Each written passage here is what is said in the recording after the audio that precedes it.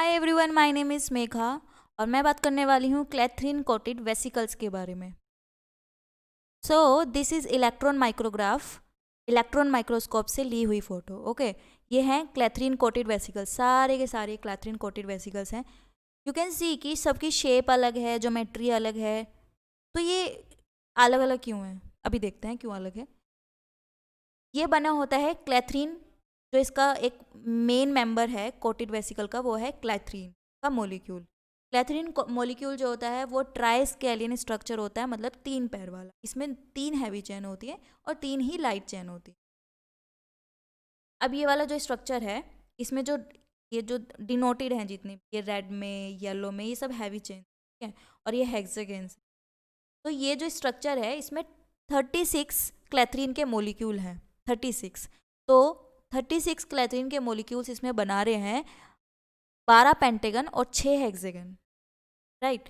तो इसकी वजह से इसकी ज्योमेट्री ऐसी है। अगर क्लैथरीन के मोलिक्यूल 36 की जगह 30 हो जाएंगे, तो पेंटागन और हेक्सागन का जो नंबर है वो भी बदल जाएगा, तो इसकी ज्योमेट्री बदल जाएगी। तो समझ रहे हैं कि ज्योमेट्री डिपेंड करती है क्लैथरीन के मोलिक्यूल के ऊपर कि वो कितने हैं और कैसे associate. Okay, this is hexagon, जो ये एनक्लोज करता है कि स्ट्रक्चर या फ्रेमवर्क इसका इस तरह का होता है कैसे। तो क्लैथरीन का थ्री लेग्ड स्ट्रक्चर है, राइट, ट्राइस्केलियन बोलते हैं। देन ये बास्केट लाइक कन्वेक्स फ्रेमवर्क बनाता है of pentagon and hexagon. Okay, then adapter molecule. Clathrin के अलावा एडाप्टर प्रोटीन्स होते हैं जो वेसिकल बनाने में हेल्प करते हैं। Like this is plasma membrane, ये क्लैथरीन के मोलिक्यूल्स हैं, इनके बीच में प्रेजेंट होता है एडाप्टर। तो क्लैथरीन और प्लाज्मा मेम्ब्रेन के बीच में प्रेजेंट होता है adapter protein. Then this is picturisation कि क्लैथरीन कोटेड वेसिकल बनता कैसे है। This membrane is donor membrane, मतलब जहाँ से वेसिकल बनना है। ये है ट्रांस मेम्ब्रेन रिसेप्टर, मतलब वो रिसेप्टर जहाँ पर कार्गो बाइंड करेगा, कार्गो मोलिक्यूल बाइंड करेगा। कार्गो वो जिसको बाहर जाना है, मतलब जिसका ट्रांसपोर्टेशन होना है, वो आकर के यहाँ पर बाइंड करेगा। ये है clathrin and adapter protein. Clathrin और and this is adapter protein. ये साइटोसोल में फ्रीली प्रेजेंट होते हैं, लेकिन जब इन्हें सिग्नल मिलता है कि भाई वेसिकल बनाना है, तो ये आ जाते हैं, ठीक है। एडाप्टर प्रोटीन पे पास डोमेन होता है जिससे वो बाइंड करता है इस रिसेप्टर से, ट्रांस मेम्ब्रेन रिसेप्टर से बाइंड करेगा, और देन एडाप्टर प्रोटीन से बाइंड करता है क्लैथरीन का मोलिक्यूल। तो एडेप्टर का काम क्या है ना, दो को ज्वाइन करना। तो एक डोमेन से वो अटैच हो रहा है ट्रांस मेम्ब्रेन रिसेप्टर से, और एक से क्लैथरीन। इस तरह से ये बाइंड होंगे, आते जाएंगे, नंबर बढ़ता जाएगा, और फाइनली ऐसे वेसिकल बनेगा। देन वेसिकल पिंच ऑफ हो जाएगा। जब वेसिकल पिंच ऑफ हो जाएगा, तो जो क्लैथरीन और एडाप्टर प्रोटीन, इनका काम खत्म हो जाएगा, ये निकल जाएंगे, साइटोसोल में वापस चले जाएंगे, क्योंकि और भी बनाने हैं ना वेसिकल। क्योंकि जो एडाप्टर प्रोटीन और क्लैथरीन का काम है, वो क्या है, एक फोर्स प्रोवाइड करना ना, प्लाज्मा मेम्ब्रेन को एक कर्वेचर लाने में उसकी हेल्प करना, ताकि वो वेसिकल बना सके। तो जैसे ही बनेगा वेसिकल, ये लोग निकल जाएंगे। देन जो यहाँ से यहाँ तक का काम है, ये जो पिंचिंग ऑफ फाइनल क्लीव हो रहा है जो वेसिकल, यहाँ पे कुछ एक्स्ट्रा प्रोटीन्स होते हैं, वो आकर के हेल्प करते हैं। उसमें है डायनामीन, जो डायनामीन यहाँ पर आएगा और फाइनल क्लीव करेगा। ओके, सो एडाप्टर प्रोटीन जो होता है वो स्पेसिफिक होता है हर कार्गो रिसेप्टर के लिए। यहाँ पे जो एडाप्टर प्रोटीन से कौन अटैच हो रहा है, रिसेप्टर अटैच हो रहा है ना। तो जैसे जैसे रिसेप्टर बदलेगा, वैसे वैसे अडेप्टर भी बदलेगा। और जब ये दोनों बदलेंगे, तो जो वेसिकल है क्लैथरीन वेसिकल, वो हर जगह के लिए, हर प्रोटीन, हर कार्गो के लिए अलग अलग बनेगी। देन डायनामीन, जिसकी मैंने बात की थी, डायनामीन यहाँ पर आके नेक पे बाइंड करेगा और फाइनल क्लीविंग करवाएगा। वेसिकल अलग और प्लाज्मा मेम्ब्रेन अलग, मतलब डोनर मेम्ब्रेन अलग। अब ये वाला जो साइन होता है, ये होता है कि ये वाला जो स्टेप है ये ब्लॉक हो जाएगा अगर डायनामीन में किसी भी तरह की कोई म्यूटेशन होती है। तो अगर म्यूटेशन होती है तो सेल में वेसिकल्स बनेंगे, लेकिन वो फाइनल पिंचिंग ऑफ नहीं होएगी उनकी। ये इलेक्ट्रॉन माइक्रोग्राफ है, इसमें ये देख पा रहे हैं ना, ये ऐसे, ये नीचे जो नेक पर ऐसे थ्रेड सा है, ये डायनामीन है। ये ऐसा है जैसे गुब्बारा जो फुलाने के बाद उस पर ऐसे थ्रेड बनते हैं ना, इस तरह का। ये मेम्ब्रेन है, इस पर ये वेसिकल बन रहा है, और यहाँ पर ये डायनामीन लग देन डायनेमीन के बारे में कुछ बात कर लेते हैं। डायनेमीन पिंचिंग ऑफ में हेल्प करता है, हमें पता चल गया है। Then this is plasma membrane, यहाँ पर ये वेसिकल बन रहा है, यहाँ नेक पर हमने बोला कि डायनेमीन आएगा।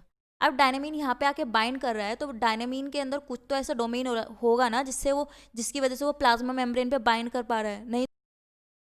सो प्लाज्मा मेम्ब्रेन में फोस्फोलिपिड्स प्रेजेंट होते हैं, ठीक है। फोस्फोआयनिसिटोल उनमें से एक होता है, फोस्फोआयनिसिटोल प्रेजेंट होता है। फोस्फोआयनिसिटोल की जो शुगर होती है, मतलब आयनिसिटोल जो होती है, उस पर फोस्फेट ऐड होते हैं इधर उधर, थर्ड पे, फोर्थ पे, 5 पे, 2 पे एक साथ।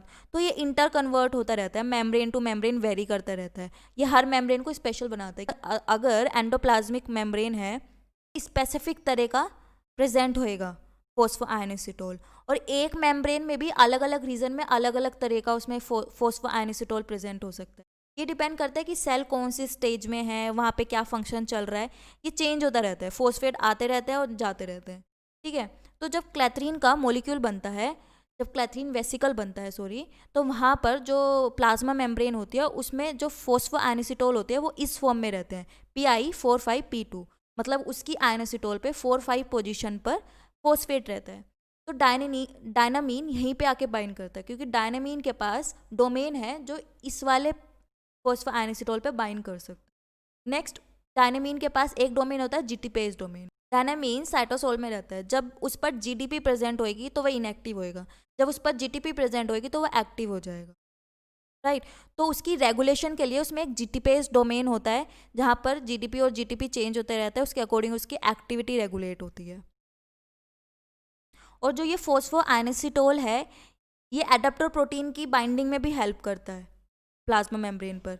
तो जब वेसिकल पिंच ऑफ हो गया, एक बारी डायनेमीन ने अपना काम कर दिया और वो पिंच ऑफ हो गया, उसके बाद जो वेसिकल होता है उसमें पीआईपी फोस्फेटेज भी पैक होता है साथ में। जब कार्गो मोलिक्यूल्स पैक होते हैं ना, साथ में पीआईपी फोस्फेटेज भी उसमें पैक होता है।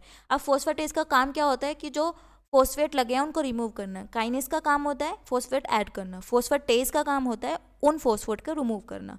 तो उसमें जैसे ही वेसिकल बन गया, पिंच ऑफ हो गया, फोस्फेटेज अपनी एक्टिविटी स्टार्ट कर देगा और वो क्या करेगा, ये जो Pi4,5P2 है इससे फोस्फेट हटा देगा 4,5 पोजीशन थे। अब वो पोजीशन से वो हट जाएगा, तो ये अब जैसे ही ये 4,5 फोस्फेट हट जाएगा, तो जो इसकी वजह से बाइंड हो रखे हैं, लाइक डायनामीन इसकी वजह से बाइंड हुआ था, एडाप्टर प्रोटीन इसकी वजह से बाइंड हुआ था, ये Pi4,5P2 की वजह से बाइंड हुआ था। जब 4,5 ही हट गया तो वो भी, उनका जो बॉन्ड है वो भी वीक हो जाएगा, वो भी निकल जाएंगे, तो एडाप्टर प्रोटीन भी निकल जाएगा, और एडाप्टर प्रोटीन निकलेगा तो क्लैथरीन भी निकल जाएगा ऑटोमेटिकली, और डायनामीन भी निकल जाएगा, तो सब निकल जाएंगे। फाइनली सिर्फ क्या रह जाएगा, एक वेसिकल रह जाएगा। इसके अलावा HSP70 चैपरोन है एक, ये भी हेल्प करता है अनकोटिंग में क्लैथरीन की, और ये ATP से जो एनर्जी मिलती है उसको हाइड्रोलाइज करके वो यूज़ करता है कोट को बाहर निकालने। So this is all about clathrin coated vesicle. Thank you so much.